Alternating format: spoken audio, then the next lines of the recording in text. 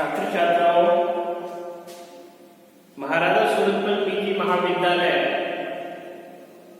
अजपुरा की ओर से बहुत बहुत धन्यवाद। इसमें अपने छात्रों जो बीए पार्ट सेकंड में जो फर्स्ट पेपर है संसाधन भूगोल यानी रिसोर्सेज ज्योग्राफी, इस रिसोर्सेज ज्योग्राफी में अपने पढ़ रहे थे कृषि प्रदेश। तो कृषि प्रदेश विश्व के जो कृषि प्रदेश है उस विश्व के कृषि प्रदेशों के बारे में अपने अध्ययन कर रहे थे। इनमें अपने इससे पहले अपने अमेरिका के कृषि प्रदेश पढ़ चुके हैं। आज का जो अपना टॉपिक है वो है चाइना के एग्रीकल्चर ऑफ चाइना यानी चीन के कृषि प्रदेश की हम बात करें तो जो चीन के जो कृषि प्रदेश है, चीन का कृषि प्रदेश चीन को 40 शताब्दियों के कृषकों का देश कहा जाता है। यानी चीन को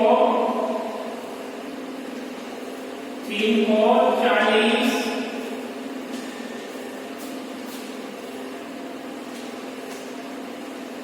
शताब्दियों के कृषक का देश कहा जाता है। कृषक का देश कहा जाता है। यानी चीन को 40 शताब्दियों के कृषक का देश कहा जाता है। यानी विश्व जनसंख्या के पोषण के लिए चीन में दीर्घ अवधि से यानी जो सबसे ज्यादा जनसंख्या का जो अपने अनुपात है वो कहाँ का है, सर्वाधिक चीन का है। तो चीन की जनसंख्या का भरण पोषण करने के लिए यहाँ से बहुत पहले से यानी निर्वाह कृषि की जा रही थी। इस निर्वाह कृषि में किंतु जो साम्यवादी सरकार की स्थापना कब हुई थी 1949 में। साम्यवादी सरकार की जो स्थापना है, साम्यवादी सरकार की स्थापना 1949 में हुई थी। स्थापना 1949 में हुई। तो 1949 के बाद में चीनी कृषि अनेक प्रयोग किए। चीनी कृषकों को नई पद्धति की कृषि तथा नवाचार को अपनाने में लंबा समय लगा। काफी लंबा समय लगा, जो कि एक नई तकनीक को अपनाने में जो समय लगता है वो इनको काफी समय लगा। गेहूं, इसमें मुख्य चावल, गेहूं, मक्का, चावल, गेहूं, मक्का, जौ, जवार इत्यादि फसलें यहाँ बोई जाती हैं। यानी ये फसलें मक्का, मोटे अनाज, कपास, चाय की खेती,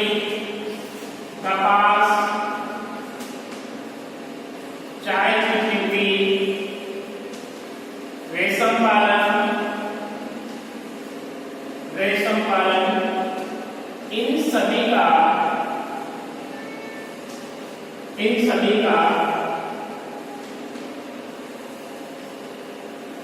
प्रयोग किया गया था।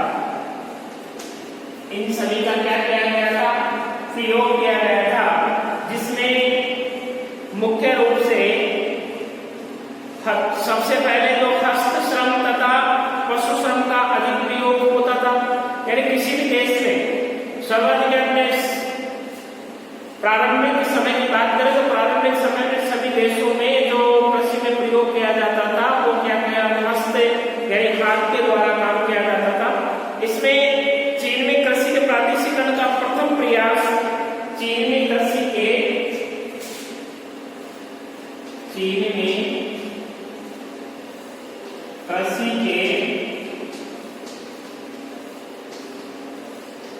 प्रादेशिकरण के प्रथम प्रयास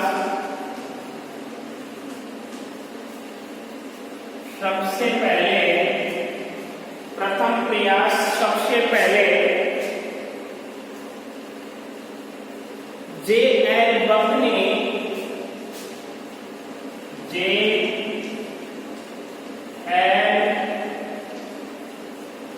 ने 1929 से लेकर 1933 तक किया। यानी चीन में सबसे पहले जो प्रसिद्ध जो प्रादेशिकरण का जो प्रथम प्रयास सबसे पहले किसने किया था? जे.एल. बर्ग ने। ये जे.एल. बर्ग ने 1929 से 1933 तक कार्य किया और इस कार्य में इसने सफलता प्राप्त की। उन्होंने चीन को दो कृषि प्रदेशों में बांटा। अपने सबसे पहले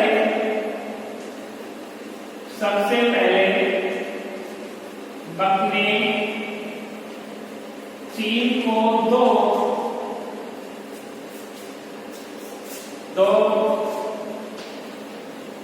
कृषि प्रदेशों में बांटा। दो कृषि प्रदेशों में बांटा। पहला था फर्स्ट शीतकालीन। पहला था उन्होंने जो पहला था चावल प्रधान तथा गेहूं प्रधान। चावल प्रधान तथा गेहूं प्रधान क्षेत्रीय देश के रूप। दूसरा सेकंड है इसमें, वो है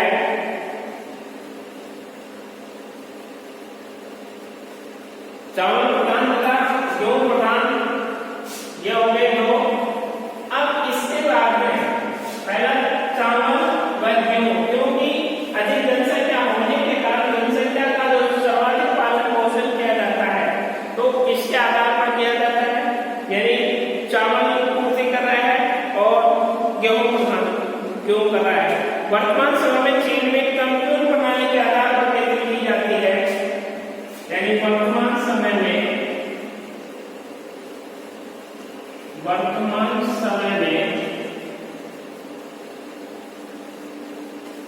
चीन में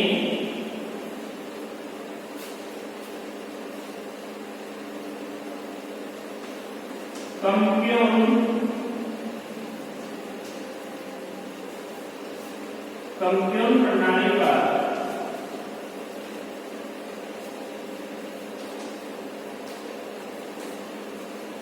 कृषि की जाती है। कौन सी काफी बार क्वेश्चन किया जाता है कि चीन में जो कृषि की जाती है वो किस प्रणाली के आधार पर की जाती है? तो वो प्रणाली है कैम्पियन प्रणाली। कैम्पियन प्रणाली के आधार पर चीन में क्या की जाती है? कृषि की जाती है। इसलिए जो कृषि क्षेत्रों के वितरण को समझने के लिए चीन को निम्नलिखित कृषि क्षेत्रों में बांटा गया है। चावल या बहुफसली प्रदेश। पहला है चावल या बहुफसली प्रदेश। पहला क्षेत्र का नाम है चावल या बहुफसली प्रदेश। तो इसे चावल या बहुफसली प्रदेश की अपनी बात करें तो इसमें चीन के दक्षिणी पूर्वी भाग में यह प्रदेश अवस्थित है। चीन के दक्षिणी पूर्वी भाग में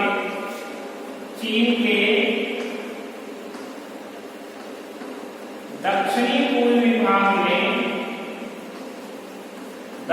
पूर्वी भाग में यह क्षेत्र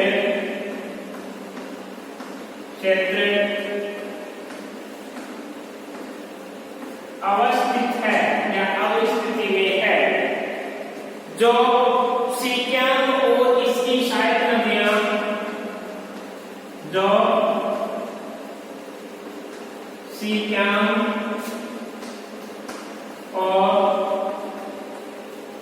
इसकी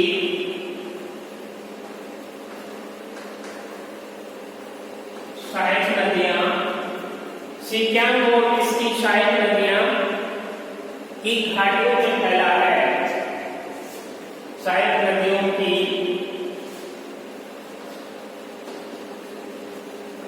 घाटियों में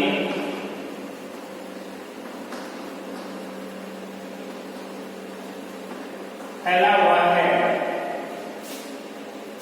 सिक्किम और उसकी सहायक नदियों की घाटियों में फैला हुआ है। चीन की कुल कृषि योग्य भूमि का लगभग 15%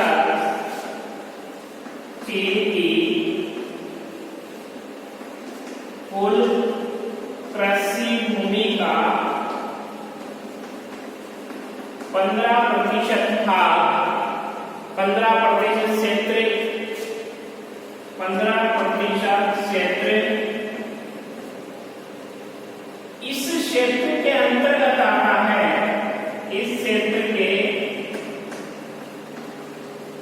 अंतर्गत आता है। यानी जो चीन का जो पूर्व प्रदेश है उसका 15% क्षेत्र इसके अंतर्गत आ रहा है। कौन से में?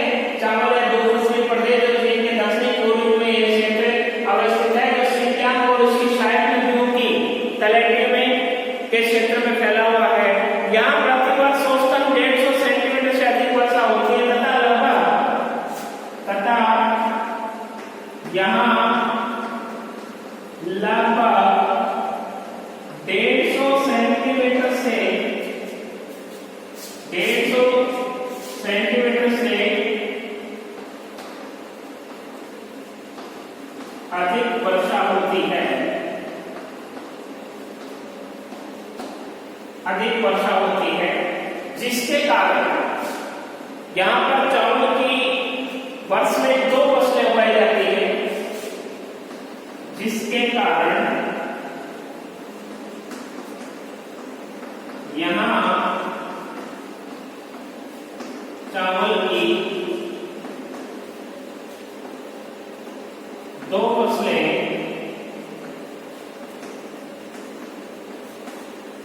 उगाई जाती हैं, 2 फसलें उगाई जाती हैं, 2 फसलें उगाई जाती हैं, जिसका मुख्य कारण यहाँ की उपोष्ण जलवायु है, जिसका मुख्य कारण यहाँ की उपोष्ण जलवायु है, इसका मुख्य कारण यहाँ की उपोष्ण जलवायु है। यहाँ की कृषि योग्य भूमि पर गहन कृषि की जाती है तथा यहाँ की कृषि योग्य भूमि पर तथा यहाँ की कृषि योग्य भूमि पर गहन कृषि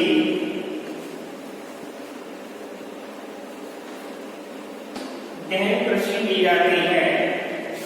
चावल के अतिरिक्त इस प्रदेश में चाय तथा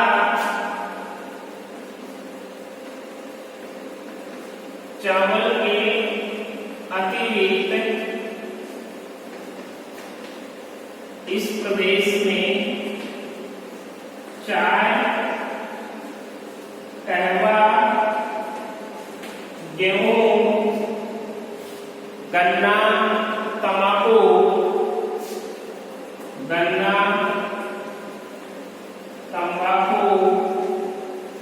आदि की फसल भी उत्पन्न की जाती है। तो जो पहला अपना जो चीन के जो कृषि प्रदेश की अपने बात कर रहे हैं, तो इसमें चीन को 40 शताब्दियों से कृषक का देश कहा जाता है, 40 शताब्दियों पूर्व वाले कृषक के रूप में जाना जाता है। तो साम्यवादी सरकार की स्थापना 1949 में हुई। तो इस साम्यवादी सरकार की 1949 के बाद में यहाँ जो कृषि प्रदेश है, जिसमें मुख्य रूप से जो चीन में, तो उसमें सबसे पहले चावल, गेहूं, मक्का, जो ज्वार, कपास, चाय की खेती, रेशम पालन आदि के प्रयोग किया गया था।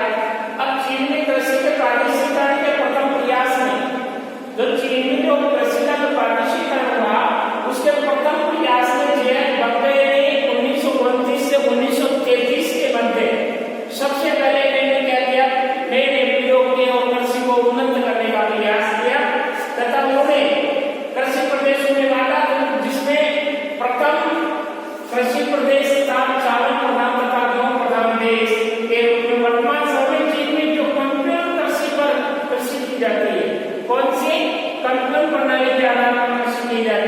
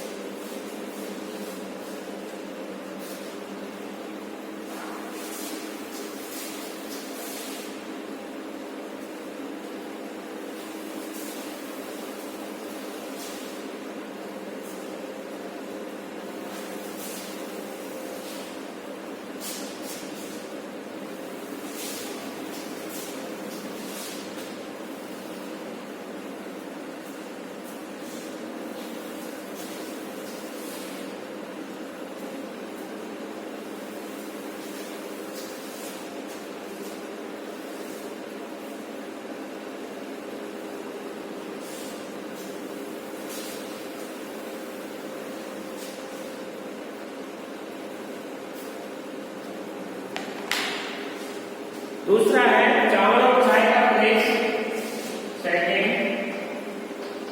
चावल और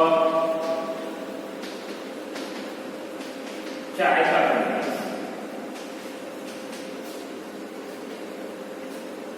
चावल और चाय का प्रदेश, इसकी अपने बात करें, यह प्रदेश दक्षिणी पूर्वी चीन के पर्वतीय और यह प्रदेश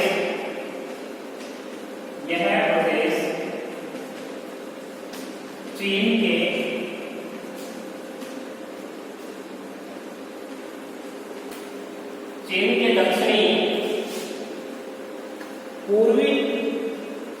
के दक्षिणी पूर्वी भाग में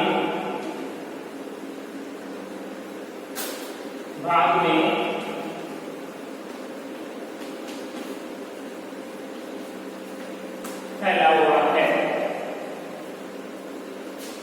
चीन की कुल कृषि योग्य भूमि का लगभग 15% इसके अंतर्गत आता है। चीन की कुल कृषि योग्य भूमि का 15%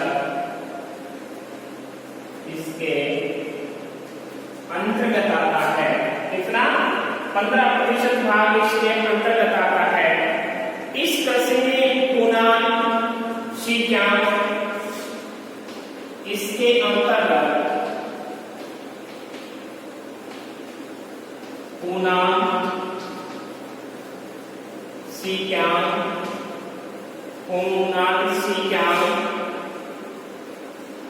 फुकिंग, कैयांसी, फुकिंग आदि क्षेत्र इसके अंतर्गत आ रहे हैं या इसके अंतर्गत आते हैं। इस क्षेत्र में पहाड़ी ढालों पर चाय उगाई जाती है और नदियों की घाटियों में चावल पैदा किया जाता है। यानी इस क्षेत्र में जो पहाड़ी भाग है, पहाड़ी भाग में चाय की खेती की जाती है। चाय की कृषि की जाती है तथा नदियों के डेल्टाई भाग में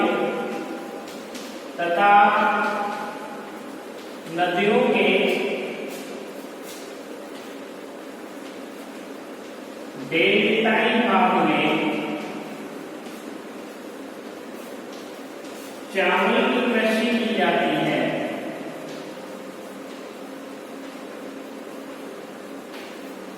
तथा नदियों के डेल्टाई भाग में चावल की कृषि की जाती है। तो ये इसके अंतर्गत यहाँ जो मक्का, तिलहन आदि की फसलें उगाई जाती है। दक्षिणी पश्चिमी चावल का प्रदेश थर्ड है, दक्षिणी पश्चिमी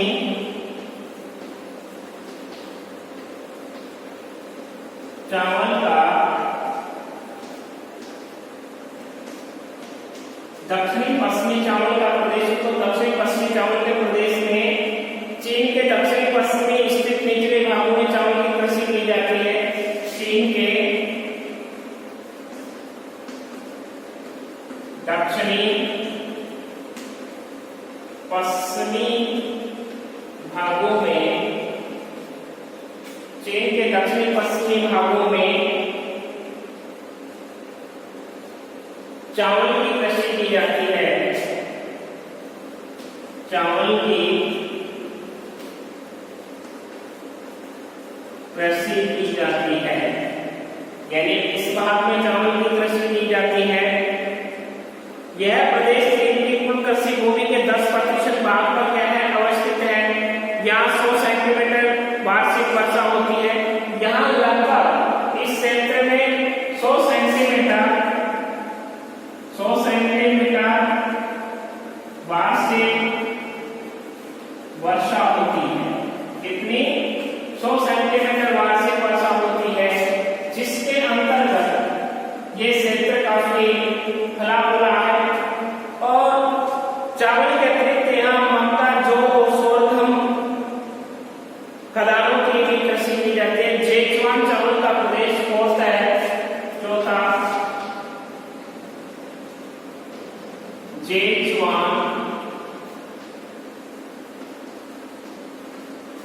चावल का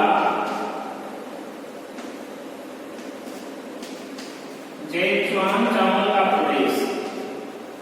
तो ज़ेचुआन में चावल का प्रदेश है।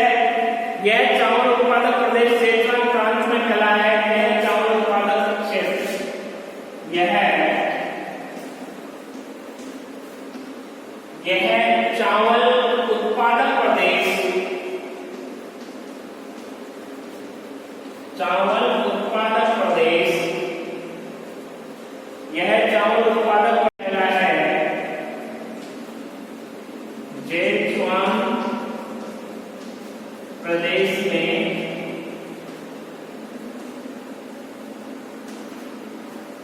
फैला हुआ है। ज़ेचुआन प्रदेश में फैला हुआ है।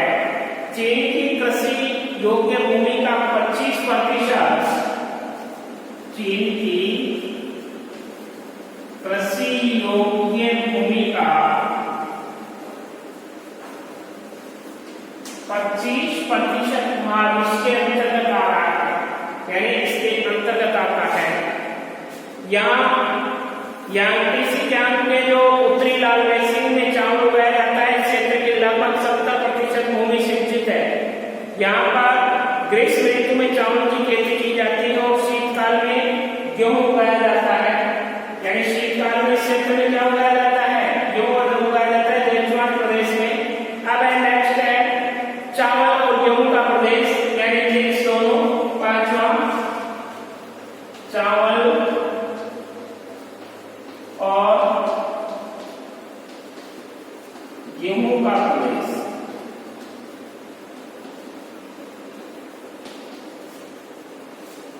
चावल और गेहूं का प्रदेश, तो चावल और गेहूं का प्रदेश, यह प्रदेश यांगत्से नदी की निचली घाटी तथा डेल्टा प्रदेश में फैला है।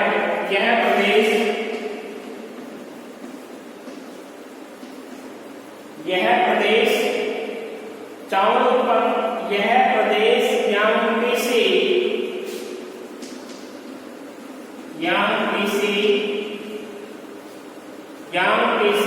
नदी की निचली घाटी,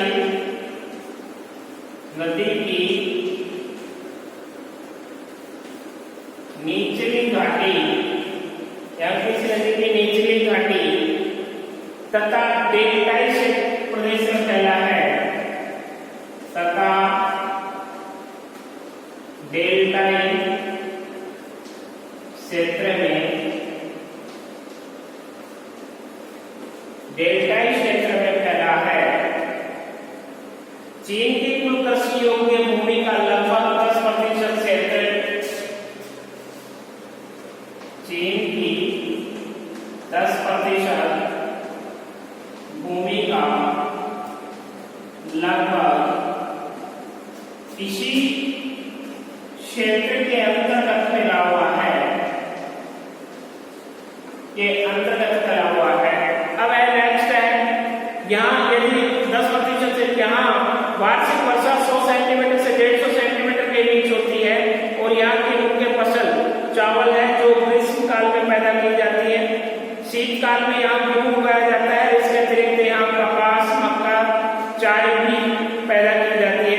नेक्स्ट है शीतकालीन गेहूं तथा काओलिन का प्रदेश, शीतकालीन गेहूं या काओलिन का प्रदेश। तो इसमें हांगो के पीले मैदानी भाग तथा शांतुन प्रायद्वीप के क्षेत्र पर शीतकाल में गेहूं उगाया जाता है और चीन की कुल कृषि योग्य भूमि का 10% मिलता है।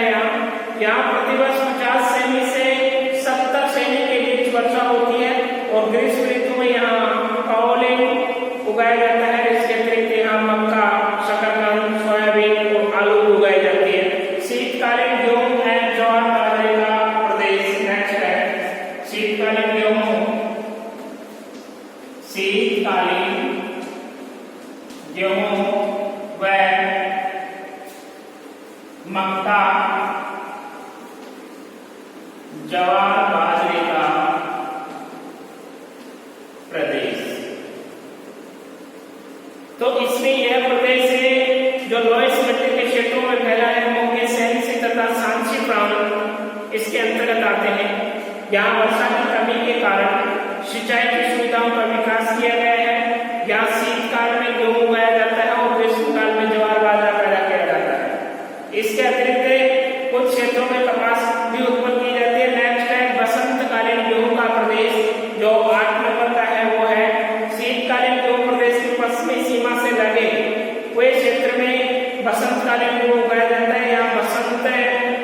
ऋतु में गेहूं बोया जाता है जो ग्रीष्म ऋतु के अंत तक पक जाता है। यहाँ पर तापमान और वर्षा की कमी के कारण फसलों को उगाने के लिए अधिक समय नहीं मिल पाता। नेक्स्ट है सोयाबीन तथा कोलिंग प्रदेश। तो सोयाबीन प्रदेश में भी चीन के उत्तरी भाग में सोयाबीन तथा कोलिंग की फसलें मुख्य रूप से उगाई जाती है। यह प्रदेश लियांगो नदी की घाटी में फैला हुआ है। बसंत काल में यहाँ गेहूं भी उगाया जाता है। नेक्स्ट है पशुचारण प्रदेश यानी पेस्टोल रीजन। यहाँ पे पश्चिमी भाग में पठारी और पहाड़ी क्षेत्र में विस्तृत चरागाह मिलते हैं जिनमें पशुओं को चराया जाता है। यानी जो आपने बात कर रहे हैं चाइना की बात कर रहे हैं, चाइना में जो कृषि प्रदेश है, चाइना का जो सर्वाधिक क्षेत्र में किसका उत्पादन